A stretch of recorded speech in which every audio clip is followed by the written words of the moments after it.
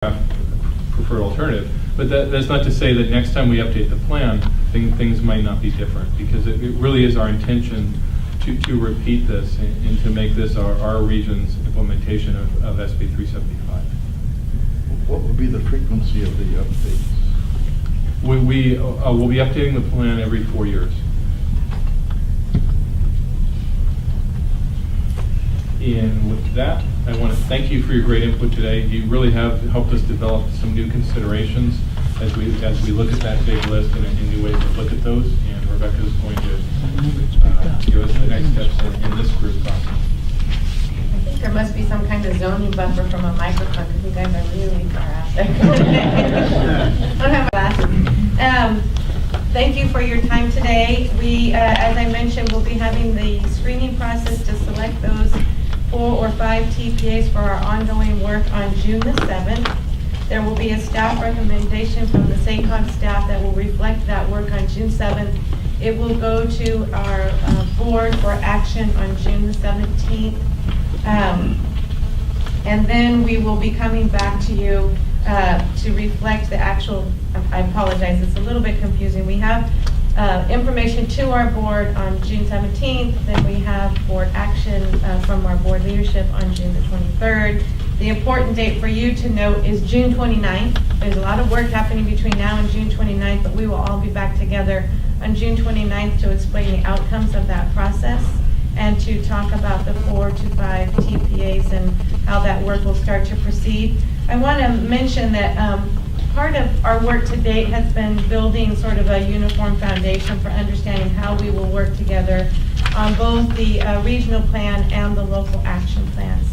But what we're hoping to do with the action plans is to actually have action plans that foster and accelerate development. So to build upon the knowledge we already have together, we suggest bringing you back in July and August for 2 panel opportunities.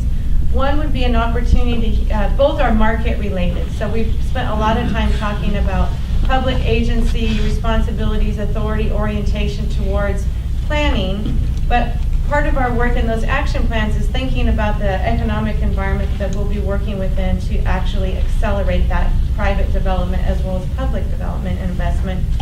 So in July, we would like to bring back some developers to talk about best practices for this type of development, what's working in the market today, and how that might inform our work going forward over the next year.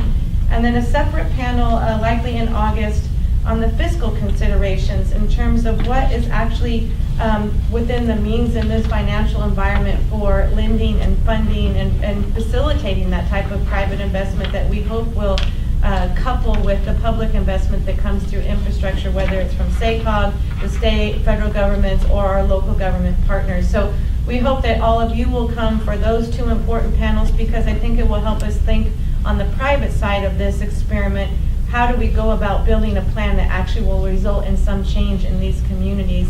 As we move forward in July and August and then onward for the next year, it will be very important that we get an even finer grain of involvement from the local communities in those transportation priority areas and surrounding them, as well as any sister type communities in our region that might learn from this process, where it might be one of the other maps areas that you see on the wall, or it might be a jurisdiction, local government that felt like they weren't really ready for this process to benefit them, but they want to watch and see how it goes. And so we'll be leaning on all of you. I'm sure you'll be hearing from Monica Hernandez and some of the folks on our steering committee about how do we make sure that all of the participants from our working groups are back with us next month and stay with us through the summer as we start to get into that planning environment that considers also the financial and economic conditions that we'll be working within.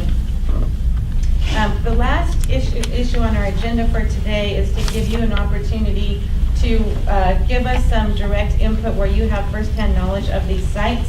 And it's a self-guided opportunity, as Joe mentioned, so I wanted to make sure you understood what our next steps were together as a consortium before we break, because after you provide us the input that you have on these locations, and then you're, I don't want to say free to go, but you provided us the input that we had hoped for today. And as always, we will be posting all the materials, the video, and the input from today on the website. So if there are folks that you know from your working group that were not here today, please shoot them a friendly email or a Facebook note or whatever you do to stay in contact with your peeps.